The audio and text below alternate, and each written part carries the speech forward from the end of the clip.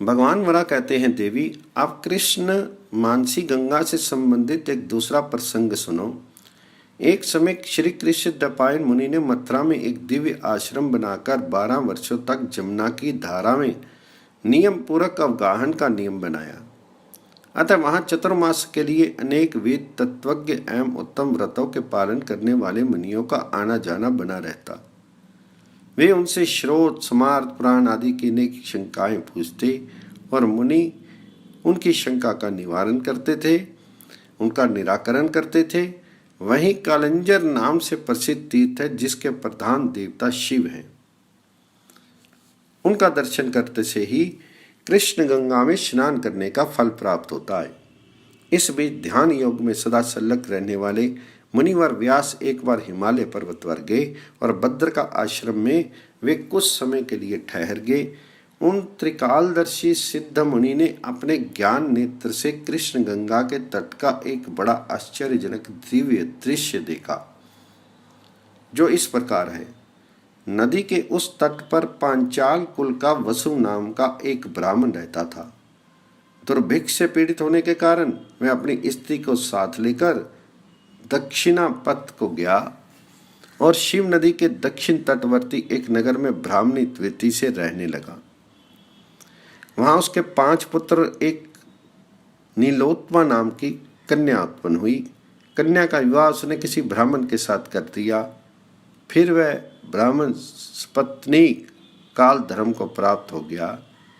उस समय वह तिलोत्तमा कन्या ही माता पिता की हड्डियां लेकर तीर्थ यात्रियों के साथ मथुरा आई, क्योंकि उसने प्राणों में सुना था कि जिसकी हड्डी मथुरा के अर्धचंद्र तीर्थ में गिरती है वह सदा स्वर्ग में निवास करता है। यह पुत्री उस ब्राह्मण की सबसे छोटी संतान थी, जो विवाह के कुछ ही काल बाद विधवा हो गई थी। उन्हीं दिनों कान्यकुब्ज के राजा ने मथुरा के गर्तेश्वर महादेव के लिए एक अन्न सत्र खोल रखा था, जहां निरंतर भोजन वितरण होता रहता था। उस नरेश के यहाँ नृत्य गान भी होता था। यहाँ गणिकाओं के दुष्चक्र में पड़कर वह कन्या भी उसी क्रम में लग गई और थोड़े ही दिनों के बाद वह भी उस राजा की परिजन बन गई। भगवान वरा कहते हैं, वसुंधरे उस वसु ब्राह्मण के कनिष्ठ पुत्र का नाम पांचाल था, जो बड़ा रूपवान था। वह कुछ व्यापारियों के साथ अनेक देशों, राज्यों, पर्वतों और नदियों को पार करके यात्रा करते हुए मथुरा पहुंचा और वहीं रहने लगा। एक दिन प्रातःकाल कुछ पुरुषों के साथ स्नान करने के लिए वहां के उत्तम कालंजर तीर्थ में गया और स्नान करके श्रेष्ठ वस्त्र एवं अलंकारों से अलंकृत होकर धन के गर्भ में एक यान पर बैठकर देवता का दर्शन करने के लिए त्रिगतेश्वर महादेव के स्थान पर पहुंचा। वहां उसकी दृष्टि तिलोत्तमा पर पड़ी, जिसे देखकर वह सरता मुग्ध हो गया। फिर उसने उस कन्या की धाई के द्वारा उसे कपड़ों की गांठें, सैकड़ों स्वर्ण के आभूषण तथा रत्नों के हार भेंट किए।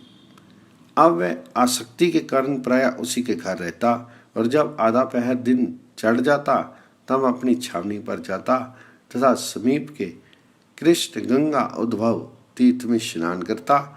इस प्रकार 6 महीने बीत गए। एक बार जब वह सुमंतो मुनि के आश्रम के पास स्नान कर रहा था तो मुनि की दृष्टि उस पर पड़ गई। उसके शीर में कीड़े पड़ गए थे, जो रोमकूपों से निकलकर जल में गिर रहे थे, पर स्नान कर लेने के बाद वह सरता निरोग हो गया। जब मुनि ने इस प्रकार का दृश्य देखा तो उससे पूछा, सौम्य तुम कौन हो? तुम्हारे पिता कौन है? कहाँ के रहने वाले हो? तुम्हारी कौन सी जाति है तथा तुम दिन रात किस काम में व्यस्त रहते हो? ये सब तुम मुझे बताओ। पांचाल ने कहा, मैं एक ब्राह्मण का बालक हूँ और मेरा नाम पांचाल है।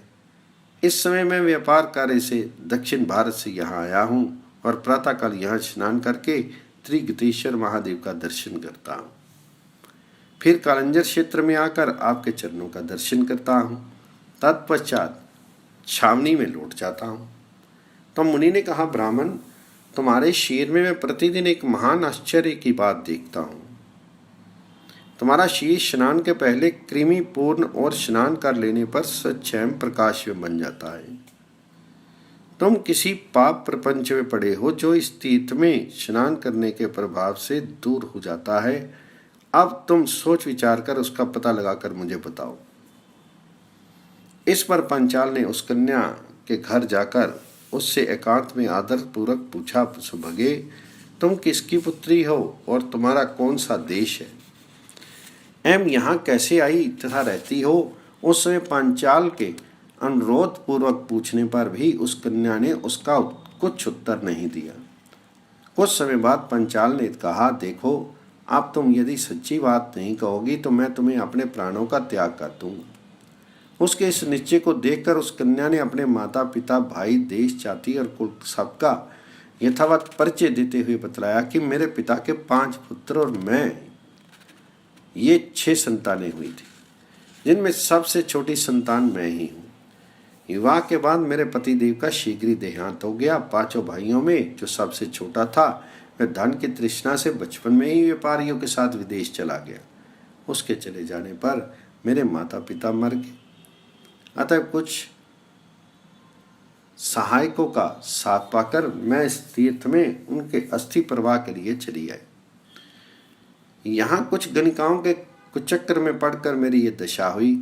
मैंने उल्टा स्त्रियों का धर्म अपनाकर अपने कुल को नष्ट कर दिया।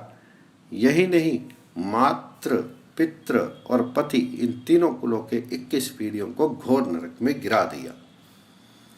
इस प्रसंग को सुनकर पांचाल को तो मूर्छा आ गई और वह भूमि पर गिर पड़ा।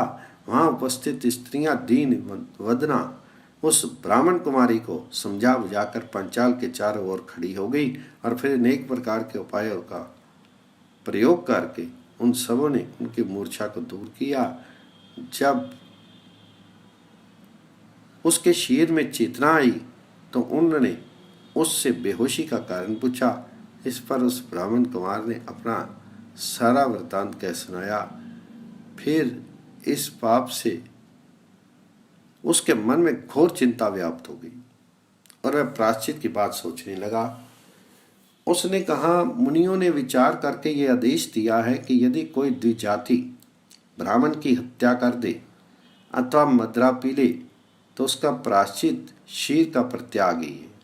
माता, गुरु की पत्नी, बहन, पुत्री, पुत्रवधू से अवैध संबंध रखने वाले को जलती अग्नि में प्रवेश कर जाना चाहिए। इसके अतिरिक्त उसकी शुद्धि के लिए दूसरा कोई उपाय नहीं है। जब पांचाली ने अपने बड़े भाई के मुख से ही मुनि कथित ये प्राचीन सुना तो उसने भी अपने सौभाग्य के संपूर्ण आभूषण, रत्न, वस्त्र, धन और धान्य आदि जो कुछ भी वस्तुएं संचित कर रखी थी सबकी सब ब्राह्मणों में बांट दी। साथ ही बताया कि इस द्रव्य से कालंजर का श्रृंगार तथा एक उद्यान का निर्माण कराया जाए। फिर उसने सोचा, अपनी आत्म शुद्धि के लिए कृष्ण गंगा उद्भव तीर्थ में चलकर विधि पूर्वक चित्त आरोहण करूं। उधर पांचाल भी सुमंत मुनि के पास पहुंचकर उन्हें प्रणाम करके मृत्यु के उपयोगी कर्मों का संपादन करके मथुरा के निवासी ब्राह्मणों को बुलाकर उन्हें भली भांति दान देकर अपनी शेष संपूर्ण धन राशि सत्र खोलने के लिए दे दी और विधि के अनुसार अपनी आदि औधर्वदेही संस्कार के लिए भी व्यवस्था कर ली। कृष्ण गंगा में स्नान करके उसने इष्ट देव का दर्शन करके उन्हें प्रणाम किया और सुमंत मुनि के चरणों को पकड़कर प्रार्थना की, भगवान मैं अगम्यागमन के दोष से महान पापी बन गया हूँ। मुझ कुल नाशक का स्वभग्नि के साथ ही दुर्योग से अवैध संबंध हो गया। अब मैं अपने शीर का त्याग करना चाहता हूँ, आप आज्ञा दें। इस प्रकार सुमंत मुनि को अपना पाप सुनाकर चिता पर घृत छिड़कर वह अग्नि में प्रवेश करना ही चाहता था कि सहसा आकाशवाणी हुई, ऐसा दुस्साहस मत करो क्योंकि तुम दीनों के पाप सरथा धुल गए हैं। जहाँ स्वयं भगवान श्री कृष्ण ने सुखपूर्वक लीला की है तथा जो स्थान उनके चरण के चिन्ह से चिन्हित है वह तो ब्रह्मलोक से भी श्रेष्ठ है। दूसरी जगह के किए हुए पाप इस तीर्थ में आते ही नष्ट हो जाते हैं। मनुष्य गंगा सागर में एक बार स्नान करने से ब्रह्म हत्या जैसे पापों से छूट जाता है। पृथ्वी पर जितने तीर्थ हैं उन सभी तीर्थों में स्नान करने से जो फल मिलता है वैसा ही फल पंच तीर्थ में स्नान करने से मिल जाता है। इसमें कोई संशय नहीं है। शुक्ल और कृष्ण पक्ष की एकादशियों को विश्रांति तीर्थ में, द्वादशी को सोकरव तीर्थ में, त्रयोदशी को नैमिषारण्य में, चतुर्दशी को प्रयाग में तथा कार्तिकी एकादशी को पुष्कर में स्नान करना चाहिए। इससे सारे पाप दूर हो जाते हैं। भगवान वरा कहते हैं, सुंदरे, इस प्रकार की आकाशवाणी को सुनकर पंचाल ने सुमंतु से कहा, मुने, आप मुझे यह बताने की कृपा करें कि मैं आग में प्रवेश करूं या त्रिरात्र कृच्छ या चंद्रायन व्रत करूं। मुनि ने आकाशवाणी की बातों पर विश्वास करके उसे शुद्ध धर्म आचरण का आदेश दिया। देवी, जो मनुष्य श्रद्धा से इस महात्म का श्रवण एवं पठन करेगा वह कभी भी पाप से लिप्त नहीं होता। साथ ही उसके 7 जन्म पहले के भी किए हुए पाप दूर हो जाते हैं और वह जरा मरण से मुक्त होकर स्वर्गलोक को चला जाता है।